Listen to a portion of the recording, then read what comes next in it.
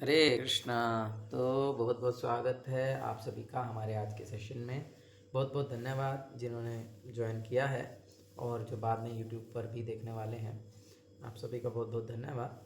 और अब तक हम शिवोपदेशामृत ग्रंथ के 3 श्लोकों को चर्चा कर चुके हैं, जिसमें हमने पहले श्लोक में 6 वेगों के बारे में जाना था, जो कि हैं वाचो वेगम, मनसा क्रोध वेगम, जिह्वा वेगम, उदरूपस्थ वेगम, एतान वेगान यो विषहेत धीरा सर्वामपि मां पृथ्वीं सशिष्यात्। और उसके पश्चात हमने 6 दोषों की चर्चा किया था जो हमारे भक्ति जीवन को नष्ट करते हैं। अत्याहारः, प्रयासश्च, प्रजल्पो नियमाग्रहः, जनसंगश्च, लौल्यं च, षड्भिर्भक्ति विनश्यति। और फिर उसके बाद हमने चर्चा किए वो 6 चीज़ें जो भक्ति को पुष्ट करती हैं, जो भक्ति को वृद्धि करने में सहायता करती हैं। उत्साहात्, निश्चयात्, धैर्यात्, तत्तत् कर्म प्रवर्तनात्, संगत्यागात्, सतो वृत्ते, षड्भिर्भक्ति प्रसिद्ध्यति। तो आप इन श्लोकों को समझ चुके होंगे, होप सो, और आपने इनको याद भी कर लिया होगा। तो अब हम श्लोक संख्या 4 की ओर बढ़ रहे हैं। बहुत ही महत्वपूर्ण श्लोक है ना। अगर हम अपने पिछले 2 श्लोकों को देखें, दूसरे श्लोक में और तीसरे श्लोक में, तो एक जो बात है वो कॉमन थी। कोई बता सकता है क्या थी?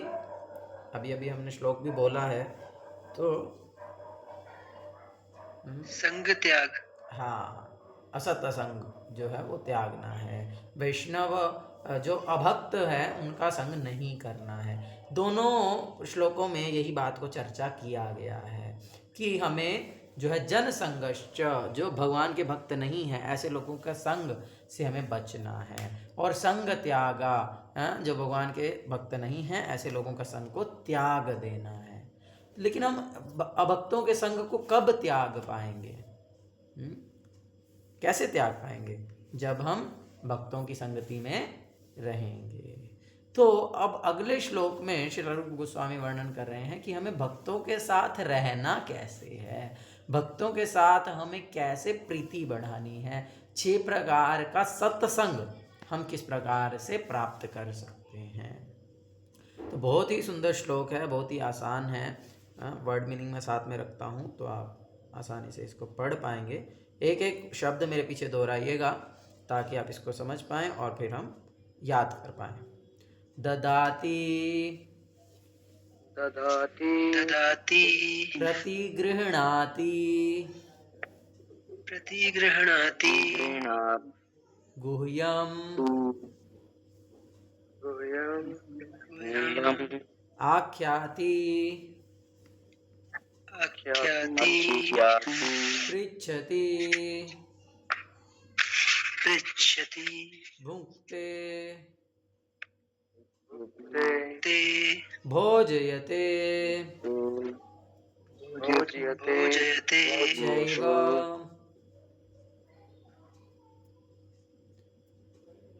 चैव चैव षड्विधं षड्विधं प्रीति प्रीति लक्षणं लक्षणं ददाति प्रतिगृह्णाति ददाति प्रतिगृह्णाति भूयम् आख्याति पृच्छति गृह्णाख्याति पृच्छति भुङ्क्ते भोजयते चैव भोजयते चैव षड्विधं प्रीतिलक्षणम् प्रीतिलक्षणं ददाति प्रतिगृह्णाति प्रतिगृह्णाति गुह्यमाख्याति पृच्छति गुह्यम् आख्याति पृच्छति भुङ्क्ते भोजयते चैव ते भोज्यते चैव षड्विधं प्रीतिलक्षणम्। षड्विधं प्रीतिलक्षणम्। तो बहुत ही सुंदर ये श्लोक है। अभी आप सब माइक ऑफ कर लीजिए ताकि आवाज में इको ना हो। तो तो ना खाइए। हरे कृष्णा, सब माइक ऑफ कर वेस्टर्न लीजिए। सूजी। सागर प्रभु, निशांत प्रभु, सबके माइक्स ऑन है अभी। तो ये बहुत ही सुंदर श्लोक है जिसमें क्या बताया है, षड्विधम प्रीति लक्षणम। 6 प्रकार के हम कैसे प्रेम के आदान प्रदान कर सकते हैं वह इस श्लोक में बताए गए हैं। तो वह आदान प्रदान किसके साथ करना है? मायावादियों के साथ या फिर कर्मियों के साथ, ज्ञानियों के साथ? नहीं, किसके साथ? भक्तों के साथ। यानी हमें किस प्रकार से भक्तों के साथ आदान प्रदान करना है। तो सबसे पहले क्या है? ददाति। ददाति का अर्थ है दान देना। प्रतिगृहणाति, अच्छा अनुवाद पढ़ते हैं। दान में उपहार देना, दिस इज ददाति। फिर प्रतिगृहणाति, दान स्वरूप उपहार स्वीकार करना है, यह है प्रतिगृहणाति। फिर है विश्वास में आकर अपने मन की बातें प्रकट करना और गोपनीय ढंग से पूछना, यह गुह्यम आख्याति पृच्छति। फिर है भुक्ते, माने प्रसाद ग्रहण करना, तथा भोजयते, प्रसाद अर्पित करना। भक्तों के आपस में प्रेम पूर्ण व्यवहार के ये 6 लक्षण हैं। तो हमें भक्तों से किस प्रकार से डील करना है वे यहाँ पर बता दिया। आगे प्रभुपाद जी तात्पर्य में बता रहे हैं। इस श्लोक में श्रील रूप गोस्वामी यह बताते हैं कि किस प्रकार अन्य भक्तों की संगति में भक्ति के कार्यों को करना चाहिए। ये कार्य 6 प्रकार के होते हैं। भक्तों को दान देना, बदले में भक्तगण जो अर्पित करें उसे स्वीकार करना, भक्तों से अपने मन की बात कहना, उनसे भगवान की गुह्य सेवा के विषय में प्रश्न पूछना, भक्तों द्वारा दिए गए प्रसाद का सम्मान करना तथा भक्तों को प्रसाद खिलाना। तो हम इसको अभी चर्चा करेंगे। तो सबसे पहले मैं आप सबसे पूछना चाहूँगा, जैसे यहाँ पर बोला कि भक्तों को दान देना है, तो हम क्या दान दे सकते हैं? भक्तों को क्या दान दे सकते हैं?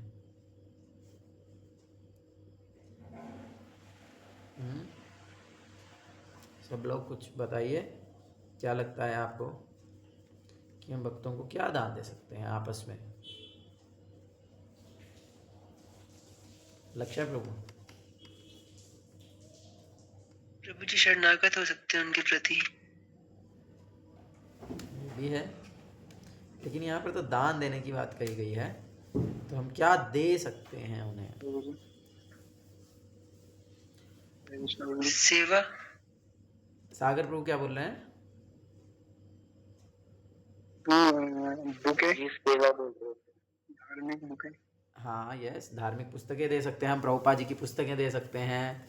गिफ्ट देना ना, तो गिफ्ट में हम प्रभुपाद जी की पुस्तकें दे सकते हैं। हाँ जी, निशांत प्रभु क्या बोल रहे हैं?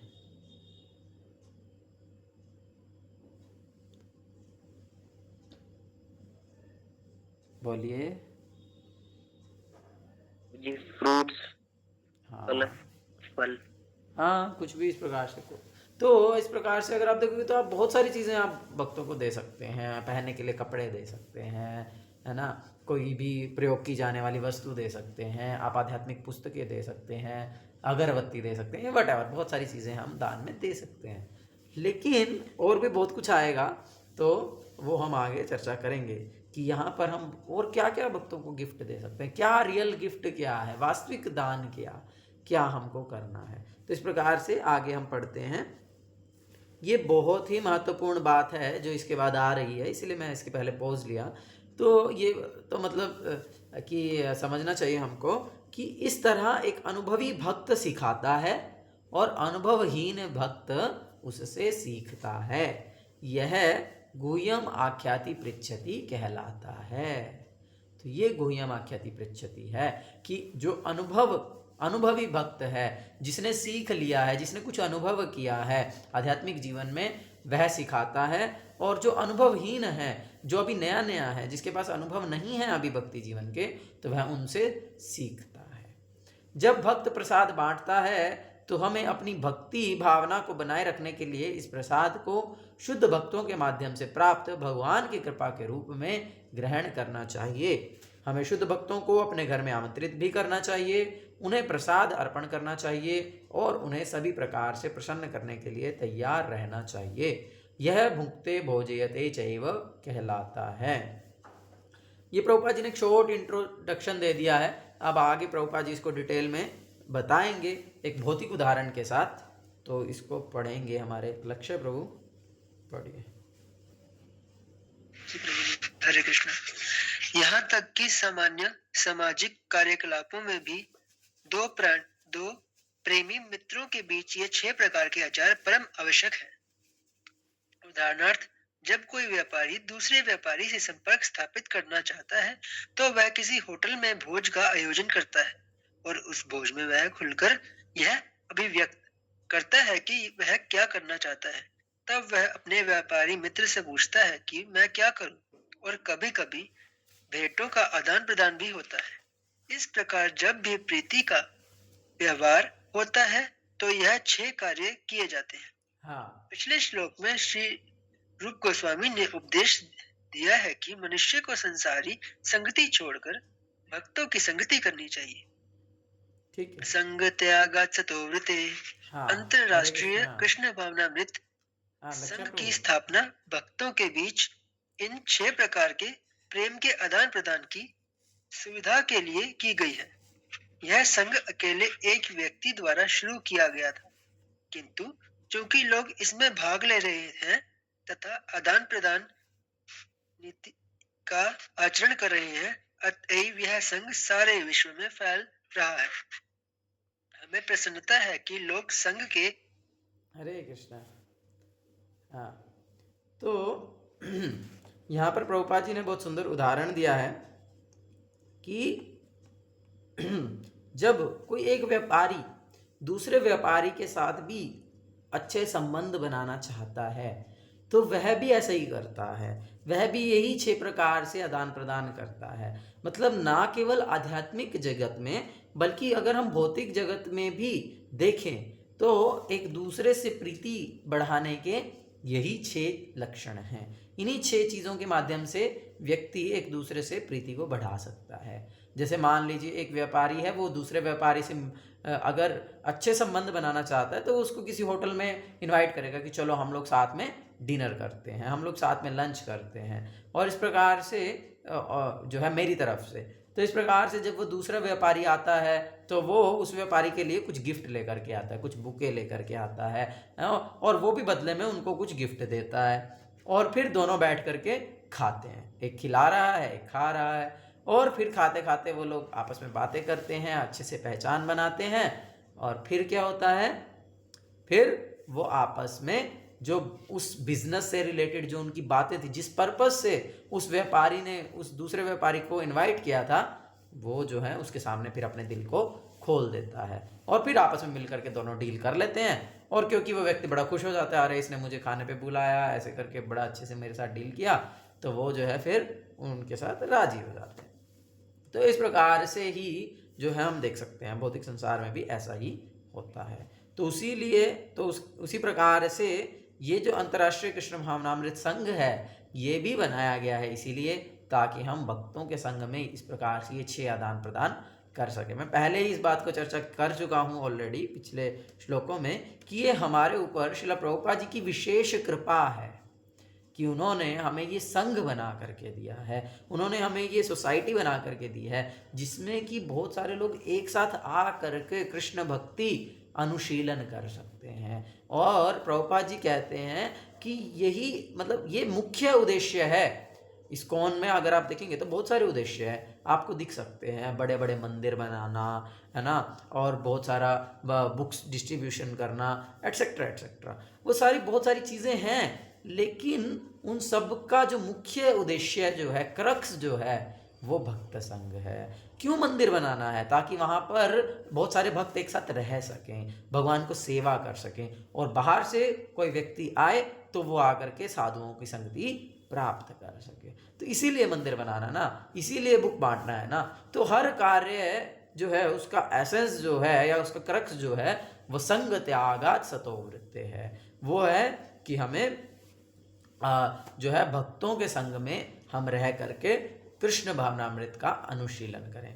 वास्तविकता में भक्त संग तभी कहा जाएगा जब हम भक्तों के संग में आकर के कृष्ण भावनामृत का अनुशीलन करते हैं, वही भक्त संग है। ये नहीं कि हम भक्तों के साथ चलो मूवी देखने चले जाते हैं, हम भक्तों के साथ बस जो है पार्टी कर रहे हैं और हंसी मजाक कर रहे हैं, खेल कूद कर रहे हैं या खा पी रहे हैं, बस ये भक्त संग नहीं है। भक्त संग का अर्थ है वहाँ पर प्रेम का आदान प्रदान होना चाहिए। उस प्रेम के आदान प्रदान के माध्यम से कृष्ण भावनामृत का अनुशीलन हमें करना है। तो इसीलिए जो ये इस्कॉन ऑर्गेनाइजेशन है, अंतर्राष्ट्रीय कृष्ण भावनामृत संघ है, श्रील प्रभुपाद जी की कृपा से हमें विशेष रूप से ये भक्त संगति प्रदान कर रहे हैं और हम उन भक्तों के साथ ही 6 प्रकार के आदान प्रदान भी कर सकते हैं, इसकी सुविधा भी प्रदान कर रहे हैं। आगे पढ़िए। लक्ष्य प्रभु ध्यान से सुनते रहिए, बीच बीच में मैं रोकूंगा क्योंकि ये पैराग्राफ बड़ा है। ठीक है, चलो। हमें प्रसन्नता है कि लोग संघ के कार्यकलापों के विकास हेतु उदार होकर दान दे रहे हैं और बदले में हम कृष्ण भावनामृत विषय से संबंधित जो भी पुस्तकें तथा पत्रिकाएं दे पाते हैं उन्हें वे उत्सुकता पूर्वक ग्रहण कर रहे हैं। कभी कभी हम हरे कृष्ण उत्सवों का आयोजन करते हैं और आजीवन सदस्यों तथा मित्रों को इन उत्सवों में सम्मिलित होकर प्रसाद ग्रहण करने के लिए आमंत्रित करते हैं। यद्यपि हमारे अधिकांश सदस्य समाज के उच्चतर स्तर के होते हैं, तो भी वे हमारे पास आते हैं और उन्हें हम जो भी थोड़ा बहुत प्रसाद दे पाते हैं उससे वह ग्रहण करते हैं। तो ये प्रभुपाद जी बहुत ही विनम्रता के साथ इस बात को रख रहे हैं, क्योंकि जब प्रारंभिक दिनों में ही जब अंतर्राष्ट्रीय कृष्ण भावनामृत का प्रचार फैलने लगा था, जब लोग इस्कॉन से जुड़ने लगे थे, प्रभुपाद जी के पास आने लगे थे, तो लोग इतने ज़्यादा डेडिकेटेड थे कि बहुत बहुत धनराशि प्रभुपाद जी को दान में दे देते थे, बहुत सारी जमीन दान में दे देते थे, पूरा पूरा बिल्डिंग दान में दे देते थे, और इस प्रकार से इतना प्रभाव था प्रभुपाद जी का। लेकिन प्रभुपाद बहुत ही विनम्रता पूर्वक कह रहे हैं कि हम तो उनको बदले में ज़्यादा कुछ दे ही नहीं पाते थे, हम तो उनको केवल कुछ कोई जो बुक है हमारे पास, जो कुछ हम मैगजीन छाप रहे हैं वही दे पाते हैं, या कोई बहुत थोड़ा सा प्रसाद ही हम उनको दे पाते थे, और लेकिन वो लोग उसे भी उत्सुकता पूर्वक ग्रहण करते थे, उसे भी बहुत ही प्रसन्नता पूर्वक जो है वे लोग स्वीकार करते थे। तो ये है ददाति प्रतिगृहणाति, कि जो है दान देना और बदले में दान रूप जो उपहार है उसे स्वीकार भी करना। आगे वैसे तो और डिटेल में भी आएगा, लेकिन बहुत महत्वपूर्ण है। हमें मतलब बहुत सारे लोगों का मेंटालिटी अलग अलग टाइप का होता है। कुछ लोग होते हैं कि जो चाहते हैं कि भाई ये तो मतलब कोई भी है कि भाई ये तो बहुत बड़ी संस्था है, कोई भी आध्यात्मिक संस्था हो, कि यहाँ पर तो बहुत बड़े बड़े लोग जुड़े हुए हैं, या यहाँ पर तो बहुत सारी सुविधाएं हैं, तो हम बस जा करके सुविधाएं ले लेते हैं। हाँ, लेकिन वे बदले में कुछ देना नहीं चाहते। वे दान ले तो लेते हैं, देना नहीं चाहते हैं। और बहुत सारे लोग ऐसे होते हैं जो केवल दान देना चाहते हैं और बदले में कुछ लेना नहीं चाहते, कुछ नहीं चाहते कि भाई नहीं हमें तो देना चाहिए, हमें नहीं लेना है। तो ये दोनों ही नहीं है, वास्तविकता में दोनों ही होना चाहिए। हमें दान देना भी है और हमें बदले में जो उपहार रूप में हमें दिया जाए वो हमें स्वीकार भी करना चाहिए खुशी खुशी। ऐसा नहीं है कि बस हम देते रहेंगे और बदले में कुछ लेंगे नहीं, तो सामने वाले के ऊपर कर्ज चढ़ जाएगा ना। तो इसीलिए हमें जो है दोनों ही कार्यों को करना चाहिए। ऑफ कोर्स हमें प्रयास करना चाहिए कि हम ज़्यादा से ज़्यादा दें और कम से कम लें, लेकिन हमें दोनोदोनों ही चीज़ें करनी है। हमें उपहार देना भी है और उपहार स्वीकार भी करना है। पढ़िए लक्ष्य प्रभु, पढ़िए। कभी कभी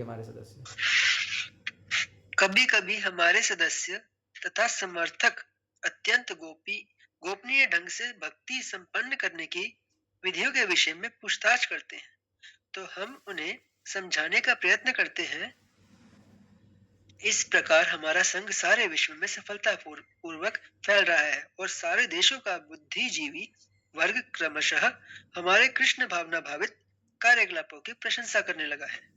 कृष्ण भावनामृत संघ का जीवन सदस्यों के मध्य इन 6 प्रकार के प्रेममय विनिमय द्वारा पल्लवित हो रहा है। हाँ, ये जो भक्ति के जो सिद्धांत है ना, उनको वास्तविकता में गोपनीय ढंग से चर्चा किया जाता है। हाँ, जैसे कि हम देख सकते हैं, जैसे गुरुमाज से विशेष रूप से हम देखते हैं कि जब गुरुमाज एक जनरल क्लास देते हैं, जनरल लोगों को क्लास देते हैं, जहाँ पर बहुत सारे नए लोग बैठे हैं, जहाँ पर एक आम पब्लिक है, जहाँ पर हो सकता है कि कोई भक्त नहीं भी है, वो व्यक्ति बैठे हैं, तब जो गुरुमाज क्लास देते हैं, और जब गुरुमाज के केवल गुरुमाज के शिष्य होते हैं और वो लोग होते हैं जिनको गुरुमाज जानते हैं, तब जो गुरुमाज क्लास देते हैं उसमें बहुत अंतर होता है। हाँ, तो क्योंकि वो जो बातें हैं, जो भक्ति से संबंधित बातें हैं, वे गोपनीय होती हैं और उन्हें गोपनीय ढंग से ही चर्चा किया जाता है। क्यों, इसका अब कोई बोल सकता है कि क्यों इस प्रकार से गोपनीय ढंग से चर्चा की जा रही है, क्यों इनको ओपनली चर्चा नहीं किया जा रहा है, क्यों सबको नहीं बताया जा रहा है? तो क्योंकि वे अधिकारी ही नहीं है जानने के, वे अभी उस स्तर पर नहीं है कि वे उस चीज़ को जान पाए। जैसे ये चीज़ मैंने प्रैक्टिकली अपने जीवन में अनुभव किया कि आजकल क्या हो गया है कि आजकल तो सब कुछ रिकॉर्ड होकर के यूट्यूब पे डायरेक्टली अपलोड कर दिया जाता है ना।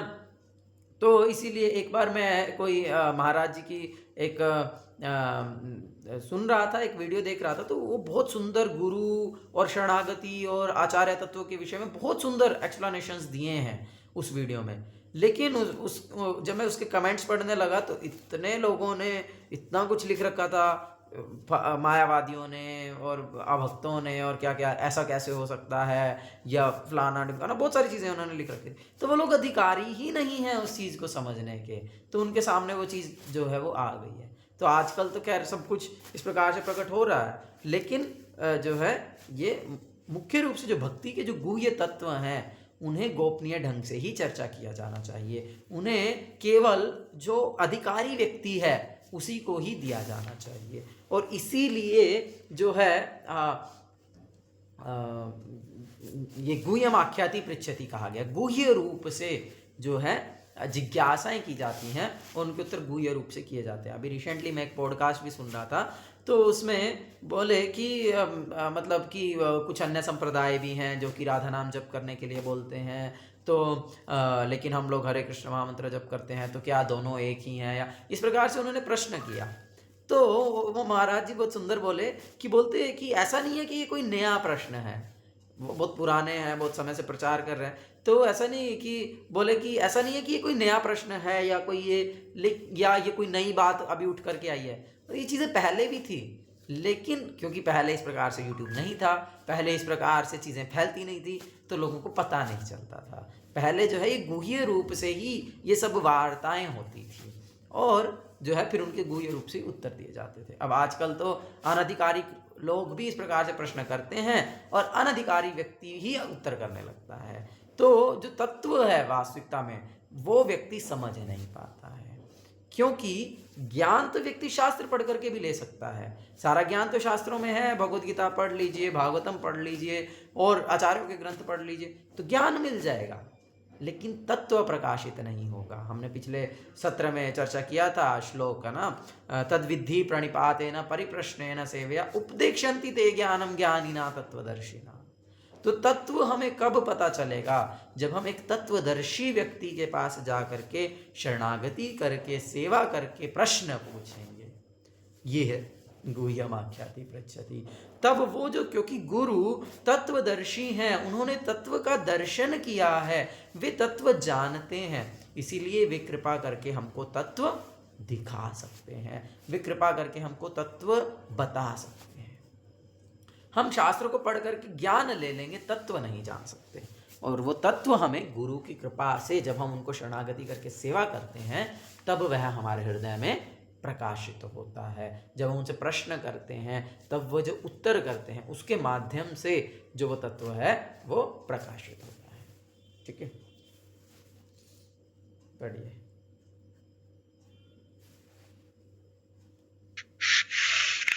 अतएव लोगों को इस्कॉन के भक्तों से संगति करने का अवसर प्रदान किया जाना चाहिए, क्योंकि ऊपर जिन 6 विधियों का वर्णन किया गया है उन्हीं के आदान प्रदान मात्र से सामान्य व्यक्ति अपनी सुप्त कृष्ण भावना को पूर्णतया जागृत कर सकता है।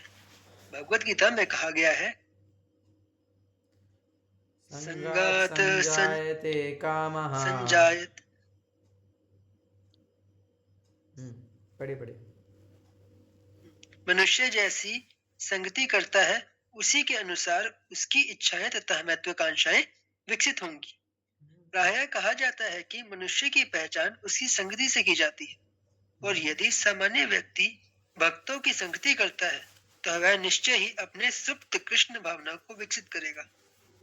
कृष्ण भावनामृत की समझ हर जीव में जन्मजात है, और जब जीव को मनुष्य का शरीर प्राप्त होता है तो यह चेतना कुछ अंश तक उसमें पहले से विकसित हुई रहती है। हाँ, तो हम देखते हैं कि दोनों ही श्लोकों में संघ के ऊपर बात की गई है, और भगवत गीता भी इस विषय में बहुत चर्चा करती है। हम श्रीमद् भागवतम में जाएंगे तो वहाँ पर भी हमको कई कहानियाँ मिलती हैं जो इसी विषय में चर्चा करती है। संगात संजायते कामः, कि व्यक्ति जैसा संग करता है वैसी ही उसके हृदय में इच्छाएं विकसित हो जाती हैं।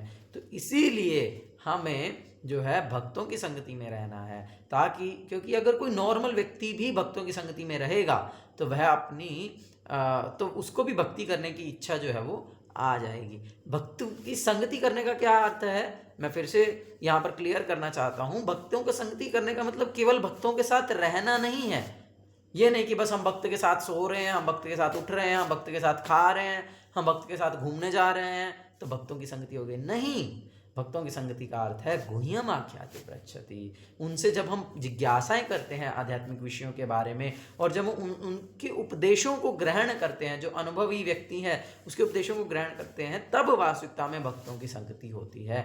और तब वास्तविकता में हम जो है भक्ति की जो इच्छा है वो हमारे अंदर फिर दृढ़ होती चली जाती है, जिसको यहाँ पर प्रभुपाद जी ने कहा है कि सुप्त कृष्ण भावनामृत को विकसित करेगा।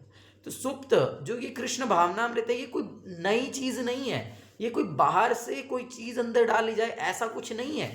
ये हमारे अंदर नेचुरली है, लेकिन वो डोरमेंट कंडीशन में है, ये सुप्त अवस्था में है, सोई हुई है, बस उसे जगाने की आवश्यकता है।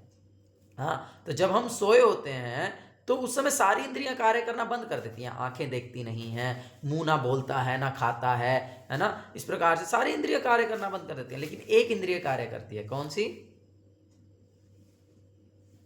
इंद्रिय कार्य करती है सोते समय? कान। हाँ, कान कार्य करते हैं। हम किसी को बोलते हैं अरे टाइम हो गया उठ जाओ, अलार्म सुनता है व्यक्ति तो उठ जाता है ना। तो इसीलिए जब हम सो रहे होते हैं तब हमारा कान जो है वो कार्य कर रहे होते हैं, इसीलिए श्रवणम पर जोर दिया गया है। जब हम भगवान की कथा का भक्तों के माध्यम से, शुद्ध भक्तों के माध्यम से श्रवण करते हैं तो उससे क्या होगा, जो हमारे हृदय में सुप्त कृष्ण भावनामृत है, जो हमारे हृदय में सोई हुई कृष्ण चेतना है, वह जाग जाएगी। और इसीलिए जो है जैसे कि यहाँ पर बताया गया है कि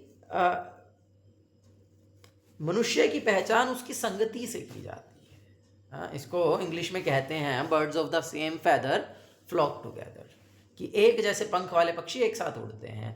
तो व्यक्ति कैसे लोगों की संगति में रह रहा है उससे यह निर्णय होता है कि वास्तविकता में वह व्यक्ति कैसा है। अगर मान लीजिए कोई व्यक्ति भक्त है तो वो कर्मी लोगों के साथ रह ही नहीं पाएगा, उसे कर्मी लोगों के साथ रहना अच्छा लगेगा ही नहीं। क्यों? क्योंकि वे तो स्त्री की बात करेंगे, कैसे भाई जैसे मान लो अब 4 दोस्त खड़े हैं तो भाई कोई लड़की साथ से चली जाएगी तो उसके बारे में बोलने लगेंगे अरे चलो पीछे पीछे चलते हैं, और ना जाने क्या क्या, और अनलिमिटेड जो उनकी डिज़ायर्स हैं उनके हृदय में भौतिक सुख भोगने की, उसी विषय में ही सदैव चर्चा करेंगे। लेकिन भक्त तो इस प्रकार से चर्चाएं करना पसंद करता ही नहीं है।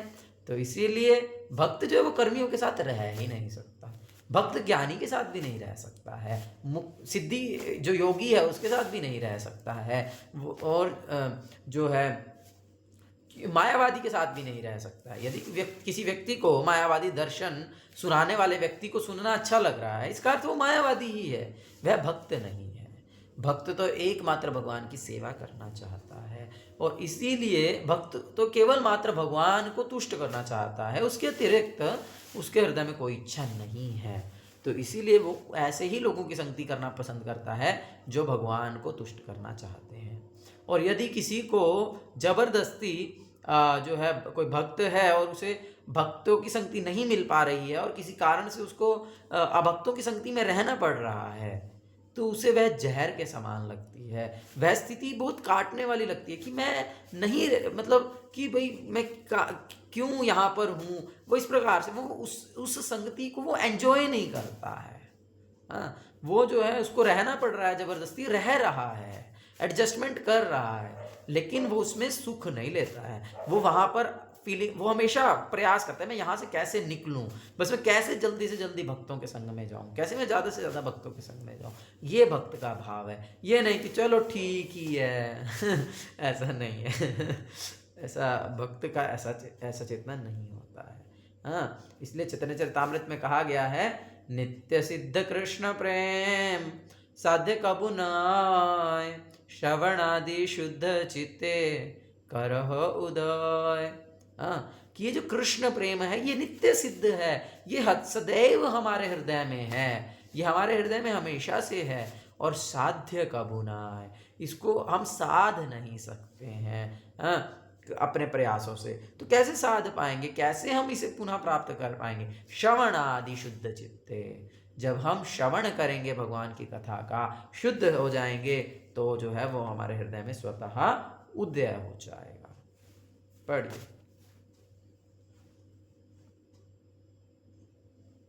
लक्ष्य प्रभु पढ़िए। जीवों के हृदयों में कृष्ण के प्रति शुद्ध प्रेम नित्य स्थित होता है। यह किसी अन्य स्रोत से प्राप्त की जाने वाली वस्तु नहीं है। जब श्रवण तथा कीर्तन से हृदय शुद्ध हो जाता है तो जीव स्वाभाविक रूप से जाग जाता है। क्योंकि कृष्ण भावनामृत हर जीव में अंतर्निहित है, अतएव हर एक व्यक्ति को कृष्ण के विषय में श्रवण करने का अवसर दिया जाना चाहिए। मात्र श्रवण तथा कीर्तन से मनुष्य का हृदय प्रत्यक्षतः शुद्ध हो जाता है और उसकी मूल कृष्ण भावना तुरंत जागृत हो उठती है। कृष्ण भावनामृत कृत्रिम रूप से किसी पर लादा नहीं जाता है, यह पहले से ही विद्यमान है। जब मनुष्य परमेश्वर के पवित्र नाम का कीर्तन करता है तो उसका हृदय समस्त संसारी कल्मश से स्वच्छ हो जाता है। स्वचरित शिष्टाक्ष के प्रथम पद में भी भगवान चैतन्य महाप्रभु कहते हैं, चेतो दर्पण मार्जनम भव महादावाग्नि निर्वापणम, श्रेय कैरव चंद्रिका वितरणम, विद्यावधु जीवनम, आनंदाम्बुधिवर्धनम प्रतिपदम पूर्णामृतास्वादनम, सर्वात्मसनपनम परम विजयते श्री कृष्ण संकीर्तनम। तो बहुत ही सुंदर श्री चैतन्य महाप्रभु केवल 8 श्लोकों की रचना किए हैं। कोई बड़ा बड़ा ग्रंथ नहीं दिया, कुछ भी नहीं दिया है, केवल उन्होंने 8 श्लोकों की रचना की है जिसे शिक्षाष्टक कहा जाता है। और उसका पहला श्लोक ये है जिसमें उन्होंने श्री कृष्ण संकीर्तन की महिमा का वर्णन किया है। इसे हम पहले ही ऑलरेडी जब हमने शिक्षाष्टकम को चर्चा किया था और जब हमने हरिनाम की महिमा को चर्चा किया था तो डिटेल में वहाँ पर हमने इसको चर्चा किया था। तो इसीलिए अब हम इसको चर्चा नहीं करेंगे। यदि आप चाहें तो उधर से आप सुन सकते हैं फिर से। आगे बढ़िए। श्री कृष्ण संकीर्तन की परम विजय हो, जो हृदय में वर्षों से संचित धूल का मार्जन करने वाला तथा बारंबार होने वाले जन्म मृत्यु रूप महादावाग्नि को बुझाने वाला है। यह संकीर्तन आंदोलन सारी मानवता के लिए परम वरदान है, क्योंकि यह मंगल रूपी चंद्रिका का वितरण करता है। यह समस्त दिव्य ज्ञान रूपी विद्या का जीवन है। यह दिव्य आनंद के सागर की वृद्धि करने वाला है और जिसके लिए हम सदैव आतुर रहते हैं, उस अमृत का पूर्ण रूप से आस्वादन करने में हमें समर्थ बनाता है। आगे निशांत प्रभु पढ़ेंगे।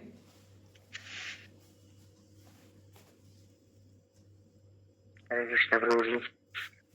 महामंत्र का हरे कृष्ण प्रभु जी। स्क्रीन नहीं दिखाई देता। स्क्रीन नहीं दिख रही है? दिख रही है प्रभु जी। ठीक है जी प्रभु जी, दिखाई नहीं देता। हाँ, आपके शायद इंटरनेट का प्रॉब्लम है, हमारे को तो दिख रही है। ठीक है, छोटे निशांत प्रभु आप पढ़िए। हरे कृष्ण प्रभु जी। महामंत्र का जप करने वाला न केवल शुद्ध हो जाता है, अपितु भी हरे कृष्ण कृष्ण कृष्ण हरे हरे, हरे राम हरे हरे के दिव्य उच्चारण को सुनता है।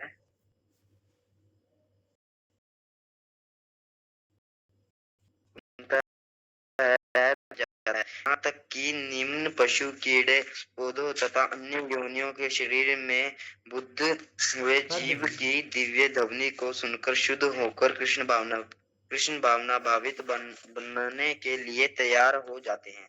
इसकी व्याख्या उस समय ठाकुर हरिदास ने की जब श्री चैतन्य महाप्रभु ने उनसे पूछा था कि मनुष्य से नीचे के जीव किस तरह बंधन से मुक्त हो सकते हैं।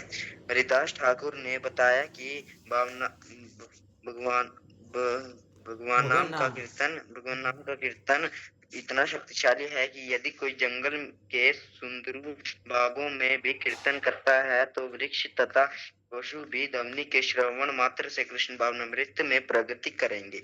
इसे श्री चैतन्य महाप्रभु ने स्वयं ही वास्तव में सिद्ध कर दिखाया।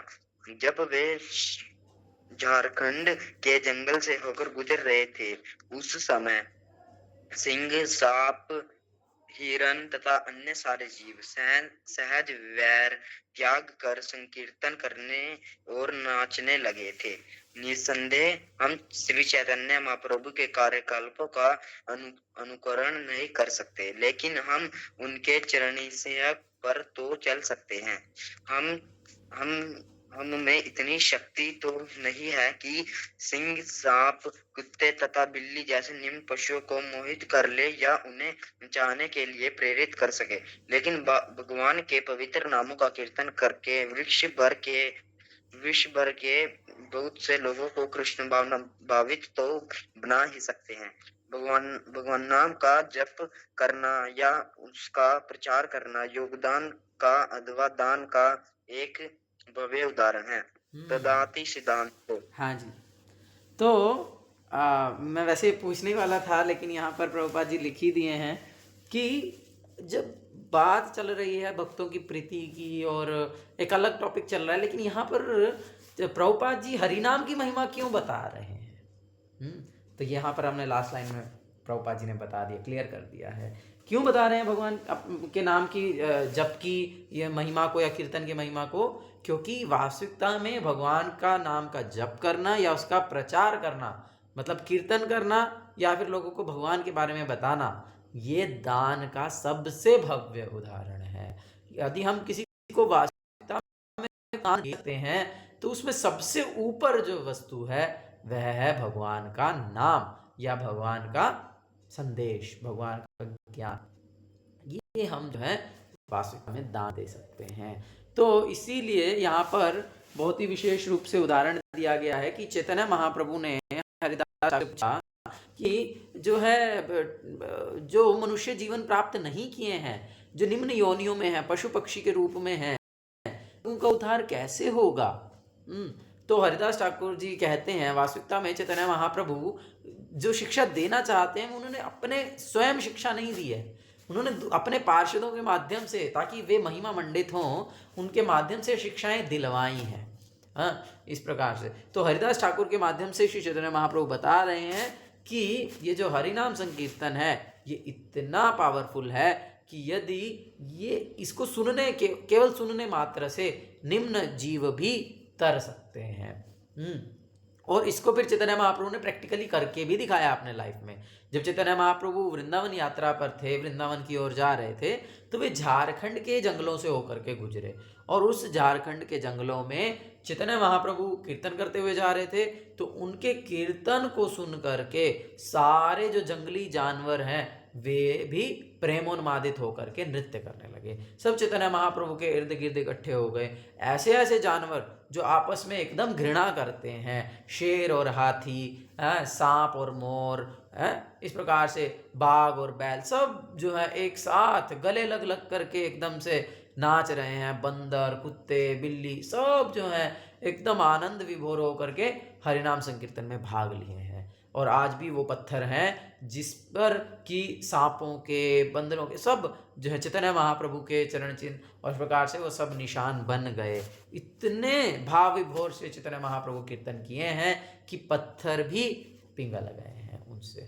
तो जो है चैतन्य महाप्रभु ने इसको करके दिखाया है, लेकिन हम तो इतने पावरफुल नहीं हैं, हमारा कीर्तन तो इतना पावरफुल है नहीं, हो पाएगा। प्रभुपाद जी बोल रहे हैं कि उससे निम्न योनि के लोगों का हम उद्धार कर पाएँ, लेकिन हम कम से कम इस कीर्तन के माध्यम से, इस प्रचार के माध्यम से हम कम से कम मनुष्य जीवन में जो लोग हैं उनको तो हम दान दे ही सकते हैं, उनका तो हम उद्धार करने में सहायता कर ही सकते हैं। हाँ, तो इसीलिए जो है ये बिगेस्ट वेलफेयर एक्टिविटी है, हमको समझना चाहिए। सबसे ज़्यादा, सबसे बड़ा जो है अगर हम किसी को कुछ भला कर सकते हैं तो वह है उसे कृष्ण भावनामृत का प्रचार करना, है ना। जैसे उदाहरण के साथ हम समझ सकते हैं कि अगर मान लीजिए कोई बच्चा मेले में खो गया, तो कोई उस बच्चे को झूले पर झुला दे, कोई उस बच्चे को चॉकलेट दिला दे, कोई उस बच्चे को गेम खिला दे, कोई उस बच्चे को कंधे पे उठा के घुमा दे। ये सब चीज़ों से बच्चे को कुछ फ़ायदा मिलेगा, कुछ समय के लिए बच्चा शांत हो जाएगा, लेकिन उसके बाद वो फिर से रोने लगेगा। तो यदि हम चाहते हैं कि वो बच्चा वास्तविकता में खुश हो जाए, तो हमें क्या करना चाहिए? उसके पिता को ढूंढ करके उसको उसके पिता के पास पहुंचा देना चाहिए। तो अभी हम जानते हैं कि हम सब जो अपने आध्यात्मिक, जो हमारे वास्तविक पिता हैं, अहम बीज प्रद पिता भगवान बोल रहे हैं भगवद गीता में, कि हम सब उस वास्तविक पिता को भूल करके हम जो है इस संसार में भटक रहे हैं, भटक गए हैं। तो अब फिर से याद कराया जाए कि भाई हाँ, तुम्हारे पिता ये हैं और तुम्हें उनके पास वापस जाना है, तब हम वास्तविकता में किसी को वास्तविक लाभ दे पाएंगे। अभी और भी ददाती सिद्धांत के बारे में प्रभुपाद जी बताएंगे, लेकिन यहाँ पर आगे क्या बोल रहे हैं? इसी संकेत से प्रतिगृहणाति सिद्धांत का भी पालन करना चाहिए और दिव्य उपहार को प्राप्त करने के लिए तैयार तथा सहमत होना चाहिए। हाँ, ऐसा नहीं है कि नहीं नहीं नहीं नहीं मैं नहीं लूँगा ऐसा, क्योंकि हमने प्रैक्टिकली देखा है ये चीज़ें। इस प्रकार से कुछ भक्त करते हैं, लेकिन हमें ऐसा नहीं करना चाहिए, हमें उसे स्वीकार करना चाहिए। यदि कोई वरिष्ठ भक्त हमको कुछ बता रहे हैं, हाँ, तो हमें उसको, अगर वो हमें कुछ कृष्ण भावनामृत से संबंधित कुछ दे रहे हैं, केवल वो वस्तु नहीं, अगर वो शब्दों के माध्यम से भी हमको कुछ दे रहे हैं, तो हमें उसे बहुत ही प्रसन्नता से स्वीकार करना चाहिए। ये नहीं है कि हम इग्नोर कर दें या किसी भी तरह से बस वो मुझे ना सुनाए, ऐसी स्थिति उत्पन्न कर दें। उसे कृष्ण भावनामृत आंदोलन के विषय में पूछताछ करनी चाहिए और इस भौतिक जगत की स्थिति को समझने के लिए अपना मन खुला रखना चाहिए। इस प्रकार गुह्यम आख्याति पृच्छति सिद्धांत का पालन किया जा सकता है। हाँ जी, निशांत प्रभु, अभी दिख रही है क्या स्क्रीन आपको?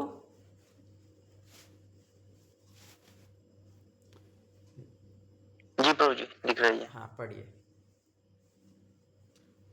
ये चलो कल पढ़ें क्या? समय हो गया है ना, पढ़ नहीं पाएंगे, फिर ये टॉपिक शुरू करेंगे तो फिर तो हम कल पढ़ते हैं, है ना। आज यहीं तक ही रखते हैं क्योंकि समय हो चुका है, मैंने समय का ध्यान नहीं दिया। हाँ, तो बाकी हम कल पढ़ेंगे यहाँ से। क्षमा चाहूँगा आपको कल मौका देंगे पढ़ने का। तो ठीक है। हरे कृष्णा कृष्ण कृष्ण हरे हरे, हरे राम राम राम हरे हरे। जय श्री उपदेशामृत ग्रंथ की जय, श्रील रूप गोस्वामी पाद की जय, श्रील प्रभुपाद की जय, श्रील सुख गोस्वामी गुरु महाराज की जय। निताय गौर प्रेमानंदे, हरि हरि बोल। किसी को कुछ प्रश्न है या जिज्ञासा है तो पूछ सकते हैं आज के विषय से संबंधित, नहीं तो हम एंड करते हैं। ठीक है, किसी का कुछ प्रश्न नहीं है तो आगे हम कल चर्चा करेंगे। श्लोक को याद करने का प्रयास कीजिए। हरे कृष्णा।